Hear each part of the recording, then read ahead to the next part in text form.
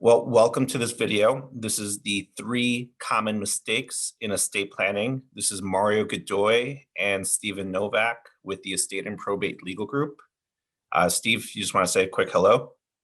Hi, guys. And so today we're going to be talking about what we see in probate courts. So for those of you who are unfamiliar with the process, um, we represent folks in both estate planning. We also represent folks that need guardianships, and we represent folks that are in probate court. And so probate is where we are all destined to go to if we don't do a good job of transferring title of all our property at our death or before our deaths. So these are all things that we can help you with. But even when you do make a plan, there are some common mistakes that we see. And so we're going to cover that today and help you protect your family. And so with that said, let's discuss, do you have an estate?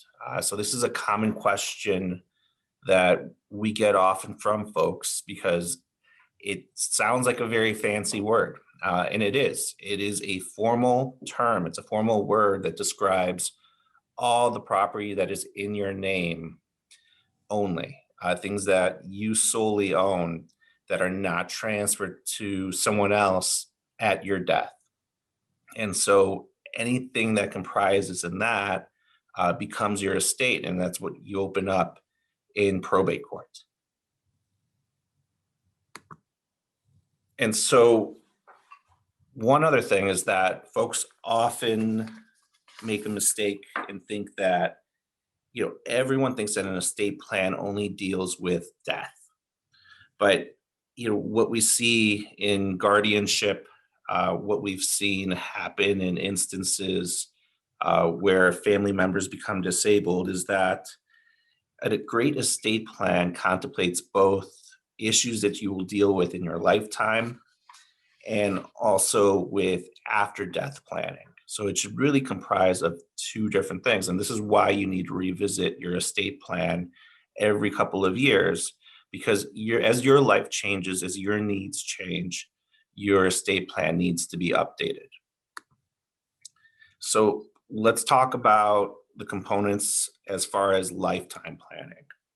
So I mentioned disability a little bit earlier. And the thing is, disability includes not just the physical incapacity, but it also includes the legal capacity to sign documents, having the mental capacity to execute decisions on your behalf. It's not always just physical. And so, the US Census in the last one that we did identified that 1 out of 5 people live with a disability. And so what they also found was that people over the age of 80 are 71%, a higher chance of becoming disabled. And so what that means for you is that we need to look at the lifetime planning in place here. And so you want to provide for your care during any period of disability or incapacity. You want to try and minimize any family conflict that might arise, especially if you haven't talked about what you would want done. And so you could have different members of the family looking to step into that role to help you in arguing over what your wishes may have been. Coordinating with tax and other legal planning strategies is another part of lifetime planning. That's where we look at gifting and how that comes into play with your estate plan. You want to provide for smooth transitions to decision makers in your life. The courts will follow what the legislature has put in place, but that might be different for you. You may want someone else as a key decision maker who may not get to become one if you haven't laid this out. And I think the other big key thing is that you want to try and avoid court imposed guardianship. You want to try and pick who you would want to make decisions for you.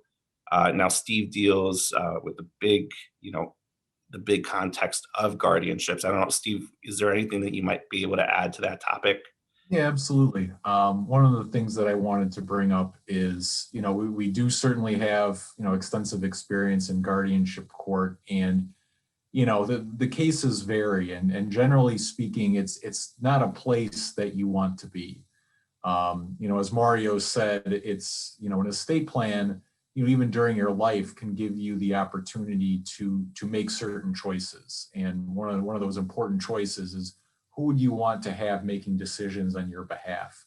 Who would you want to have, paying your bills? Who would you want to have deciding where you could live if for whatever reason you weren't able to make those decisions for yourself?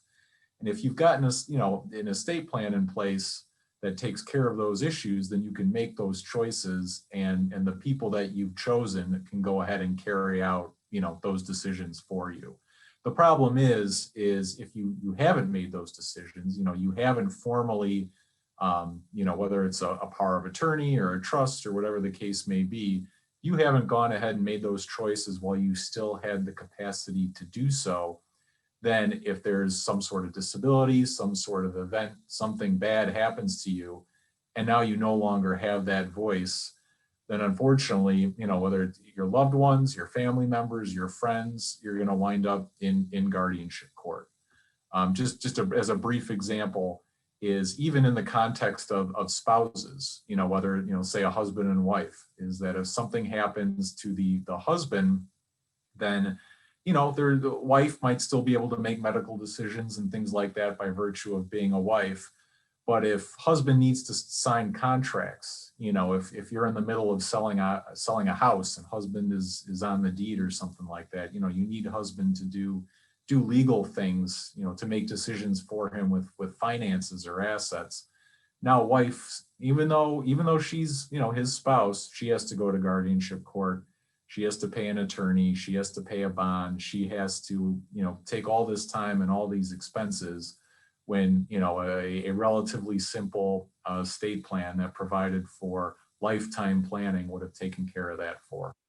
And Steve, that's like a yearly accounting as well, right? That you may have to go back year over year. Correct. Correct. And, depending on where you're located, what county you're in, that accounting could basically be, you have to present, every single penny of what you've done with respect to your spouse's assets, which, I mean, when most spouses hear that, they find themselves in guardianship court, they're just bewildered. As we'll talk about, later on in the webinar today, but, there's something called a bond, which is basically an insurance policy that, courts require guardians to post. And, you see situations where people are, they're basically just completely flabbergasted that, why would I need to post a bond? Why would I need to, this is my husband we're talking about. And it's just, that's what the law requires. And so one of the other things that I also wanted to add is that, there are situations where if that you may find yourself in, where even when a person has powers of attorney or has a trust, if you feel that there's issues, regarding someone who's vulnerable, a disabled person, an elderly person, then, guardianship court may, is still a forum to kind of address those issues. And that's something that we do here at the firm too. Yeah. And I think one of the key things that I've learned in coming to see these cases is that if you can't have someone, if you don't pick someone, then there's a possibility that the court might pick a public entity to represent you financially. And Yeah. so, it's not just about going to a judge. Now you might have like a government employee decision maker involved in the financial decisions. That's a great point. Yeah, no, every county has what's called a public guardian's office. And, if they feel that, there may be someone out there, who needs help, they feel they need help. And if there isn't anyone in place, like you were saying, Mario, to make those decisions, then, the public guardian is empowered to go ahead and try and step in and become that decision maker. And now obviously, they're doing it for the person's, for their well-being. They're still supposed to act in their best interests, but, I hardly think that's a position that anyone really wants to find themselves in. It's essentially, when people say ward of the state, that's what they mean. And so these are all issues that we can help you with here at the firm as you're going through. And I think, the next component that you really want to start looking at is how about after death planning? And so this is what everyone thinks about when they think about, estate planning. And so everyone looks at, avoid the need for probate court. What I'll tell you is that from what I've learned looking through and looking at different cases, sometimes probate court can be a good thing to have a judge overviewing that process. But for privacy purposes, for the ability of being able to get assets to a family members that survive you quickly, that's why you might want to avoid probate. You want to find a way to efficiently handle those after death, the administration of your assets. You want to try and preserve your family harmony. You don't want them fighting over your assets after you've left this world. And so you can leave a written plan that can then help, heal your family during that time period as opposed to tearing them apart. The other aspect is maximizing the tax strategy, and we will kind of cover that a little bit because if you're married, you may want to look at where the exemptions are and what you might do as far as making any gifts and how you would set up multiple trusts if that's what's the best strategy. You want to protect your beneficiaries for as long as possible. You can't protect them forever, but with a great estate plan, you can ride that out and provide for them in the long term.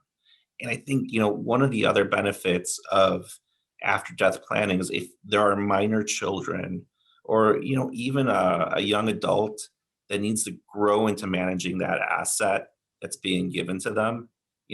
If I was 18 and I was, getting a multi-million dollar estate, I think I'd probably, in one weekend eat that up in Vegas. So, this is a great, component to make sure that, someone who needs to grow into managing that asset can also be given that opportunity. Steve, I don't know if there's anything you want to kind of add about the after death planning.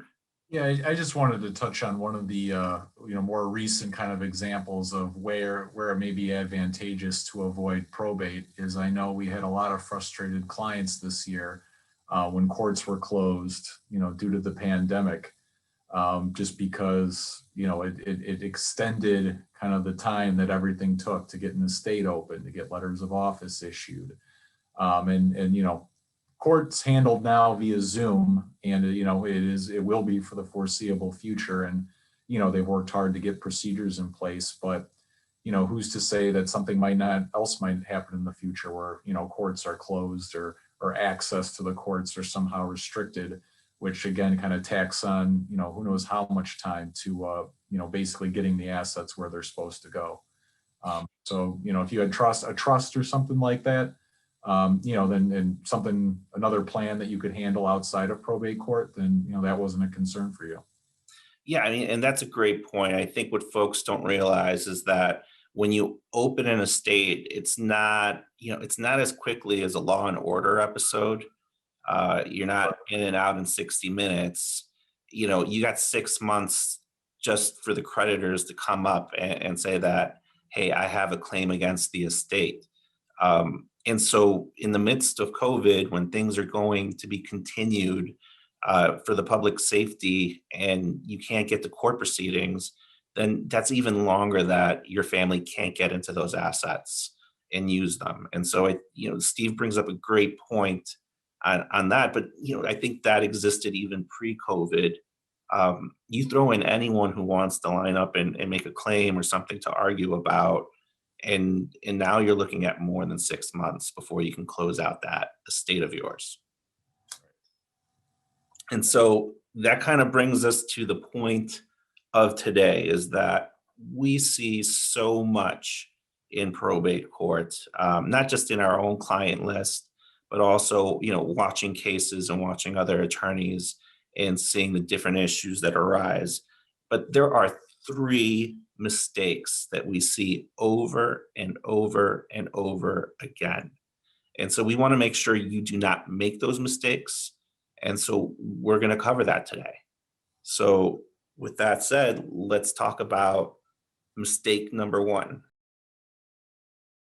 We have mistake number one, failure to include a residuary clause.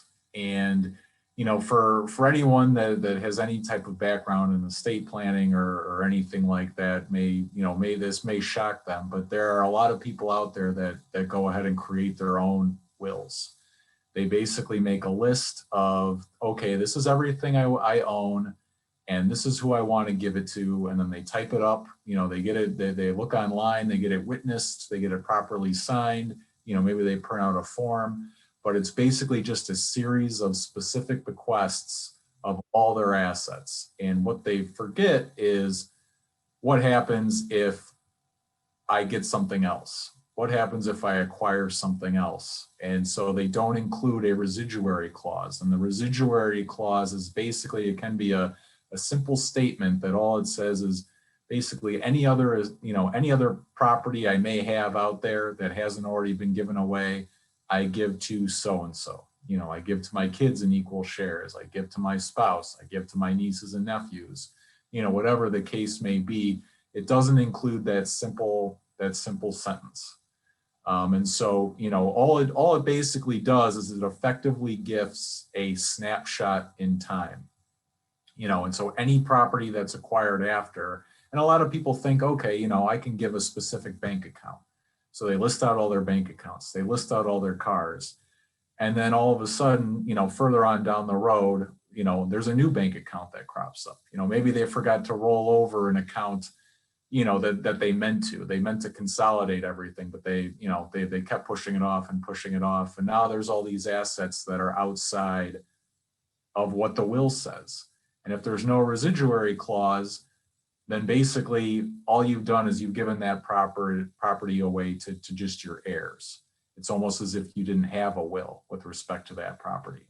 And as you'll kind of see a theme throughout these different mistakes is the main kind of idea running through them is that the result is essentially you've spent the time to create an estate plan, but these mistakes can defeat your intent. And, intestacy is what happens when someone dies without a will. And intestacy is literally just the Illinois legislature's best guess as to where you would want your property to go. And, it's all based on family relationships. It's all based on the proximity of those family relationships. And there is no wiggle room when it comes to that. And so, you can get a harsh result where if you've acquired property that isn't given away in your will and you don't have a residuary clause, then you've basically given up the right to select where that goes. It goes to your heirs, whoever those heirs might be, no matter if you want your heirs to get anything whatsoever. An example I like to use in this type of situation is basically someone who wins the lottery and then, basically dies of excitement, right then and there, once they find out they won the lottery, and so now you've got a large pot of money that basically is not going to go to who you want it to go. It's going to go to where the Illinois state legislature thinks you may have wanted it to go. And, sometimes that may work for people, but for a lot of people, that's not the case.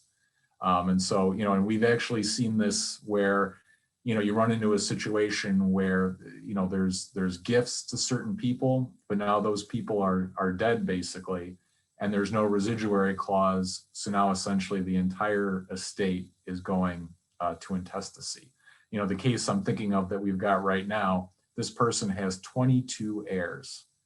So their property is basically being divided up into 22 shares of different sizes, purely based on the intestacy statute. So essentially they did everything, they created a will, they signed it, they died thinking they had a will, but it is essentially worthless. And their entire estate is being distributed to basically to people who aren't listed there. So, it's very important to make sure that your will has a residuary clause, because essentially anything that's, not gifted, is not going to be, your intent is not going to be carried out with respect to your wishes.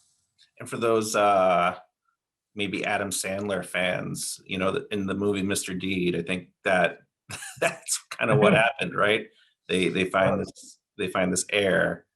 Yeah, exactly. And that's kind of how you run into those situations is, and again, the same case I'm kind of thinking of is, there's 22 heirs and you're trying to get in touch with them and, you'll call up an heir on the phone and they'll be, like, who? And then you'll be like, oh, Aunt Wilma, she died with some money and you're an heir. Oh, yes, Aunt Wilma. I love time with Aunt Wilma. You run into those types of situations. If someone dies without a will, then that's what happens. But this is another way where even if you do have a will, that's the scenario we're talking about. And this is a great point, I think, as well, as that once you get this plan in place, it's something that you need to revisit. It's worth revisiting that point of having to revisit, because as time progresses, as folks grow up, as kids grow up, as you gain more assets, as your life situation changes, in some cases, as spouses also change over the course of time, this is a plan that needs to be updated. So if you have one already, take a look for this residuary clause. And if you don't see it, or maybe you need help identifying it, it's a good opportunity to reach out to the firm, and we're happy to help you see if you're protected. Mistake number 2. Steve, you want to talk about that?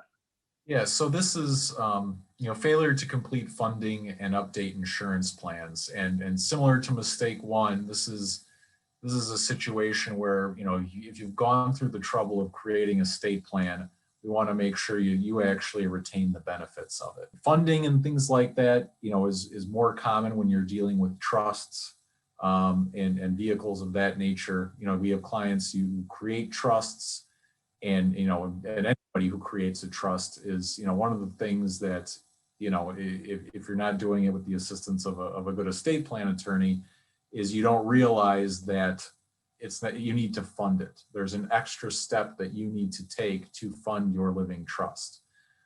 Because otherwise, essentially, when you pass away and your trust isn't funded, then, you may need to go to probate to allow the probated court to do the funding for you. And so it's something that you have to do during your life, and it basically involves transferring assets that you own individually into the name of your living trust. A lot of times trusts will have an Exhibit A on the back, and I've seen this in a few kind of homegrown trusts, if you will, trusts that people create for themselves. Is a Schedule A is just a list of all the trust assets.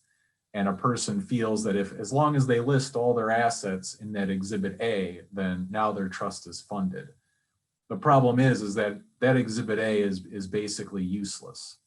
The reason it's there is because of a very technical requirement where, in order to have a valid trust, you need an existing trust estate or existing trust assets. And so usually you'll see like $10 up there on that Exhibit A. And that's basically, it just fulfills a technical requirement that, just to make sure that your trust is valid. So if you go ahead and add more assets to that list, it doesn't automatically fund your trust for you. You actually need to go to the bank and retitle your accounts. You need to name your trust as beneficiary, for things, if you, depending on your plan, for things such as IRAs or insurance. And that kind of ties into, making sure that your insurance plans are up to date. Making sure that the beneficiaries of those plans are actually, the proper entity or the proper person in order to carry out your intent. We've had clients who basically, they've named someone, let's say they've named their sister as trustee, and their executor. And so they know that they want their sister to carry out their wishes.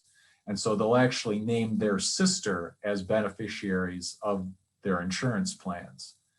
However, when doing that, what they don't realize is essentially that's just giving your sister the proceeds of those plans. Instead, you have to work with your attorney, work with your insurance person to basically come up with the proper beneficiary designation. Because, if sister just gets a check from the insurance company, it's going to be in her name. She can do whatever she wants with it.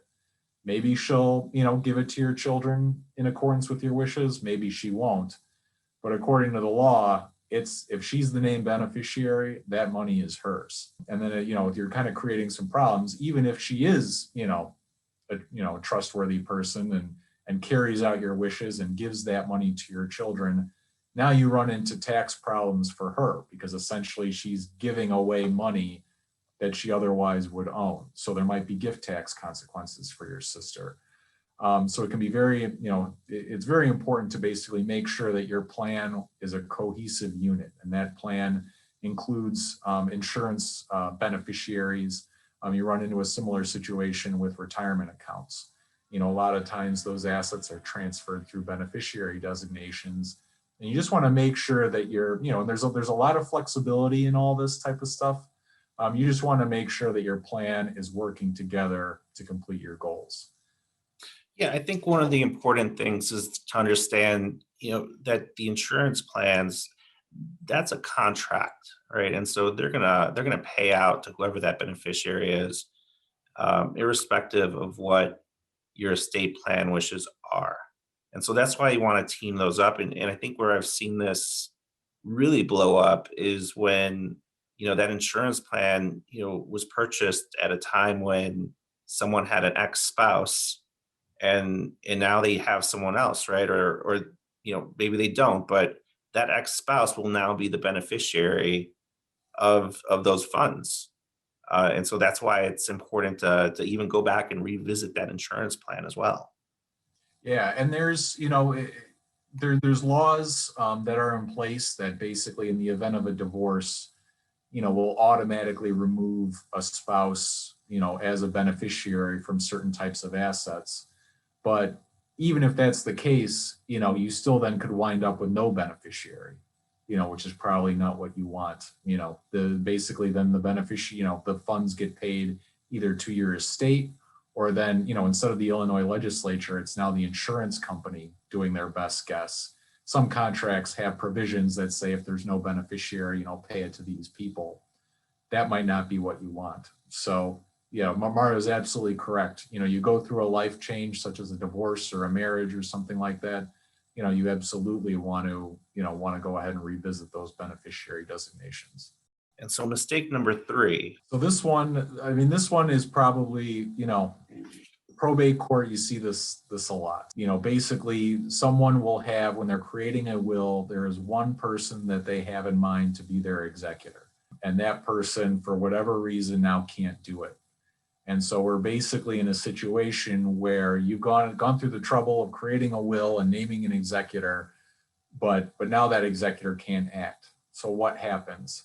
So now basically it opens it up to all your heirs to either serve or nominate someone to serve as administrator. The technical term is administrator with will annexed, because they'll still go ahead and follow your will, but now you have an issue as to who's going to be the administrator. The issue with that is, and there's actually two big ones, is one is that now it opens up the potential for a fight over who's going to be the administrator.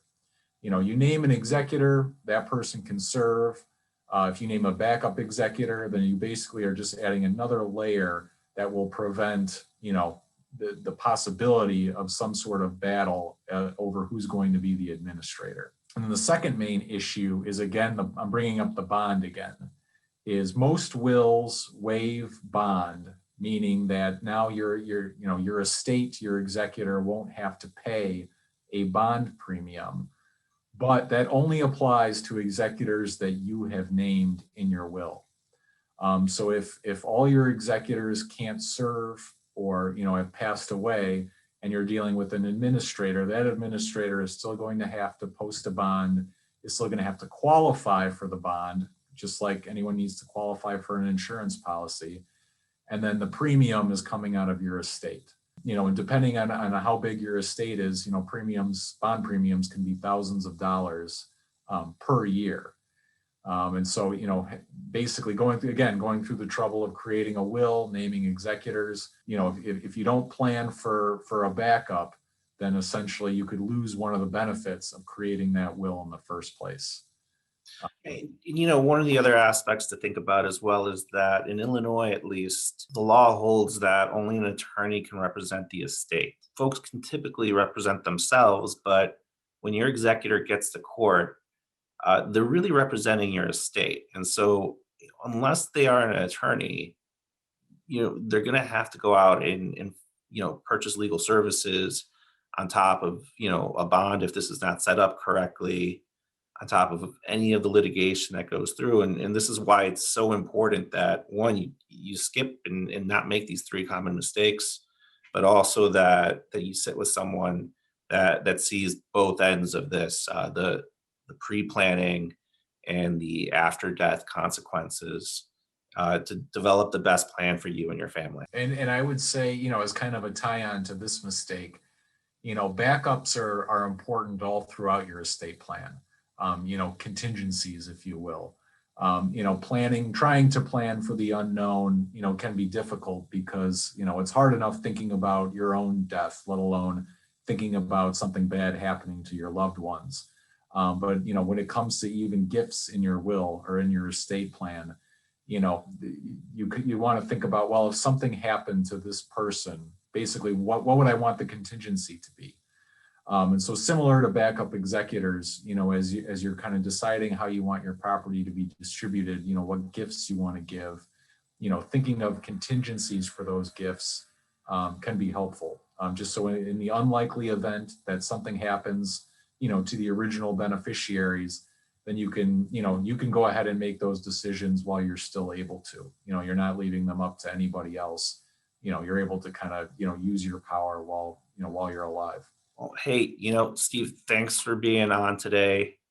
Want to thank everyone who made the time to listen to this. I think that, if you're still with us here, you probably pulled in a number of nuggets that you'll be able to use in either your planning, or in reviewing your estate plan. And I hope we got value out of this. Now, if you want to take the next step, please reach out to us. You could use the contact form, on this page, that we'll have up. You can also reach out to us at the estate and probate legal group.com website. We'd be more than pleased to sit with you and help you mull through this. Our mission is to protect your legacy so that in your last moments, you don't have to worry about that, and that that your family is taken care of. And so, with that, just want to say good night.